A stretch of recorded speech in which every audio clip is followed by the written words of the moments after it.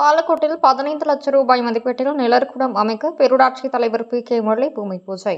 தருமபுரி மாவட்டம் பாலக்கோடு பேரூராட்சி காவல் நிலையம் எதிரில் பயணியர் நிழற்குடம் அமைக்க பொதுமக்கள், பள்ளி மாணவர்களின் நீண்ட நாள் கோரிக்கையை நிறைவேற்ற பேரூராட்சி மூலமாக பொது நிதி திட்டத்தின் கீழ் 15 லட்சம் ரூபாய் ஒதுக்கீடு செய்யப்பட்டது. தொடர்ந்து பேரூராட்சி தலைவர் பி.கே. முரளி புதிய பயணிகள் நிழற்குடம் அமைக்க பூமி பூஜை செய்து அடிக்கல் நாட்டி திட்டப் பணிகளை துவக்கி வைத்தார்.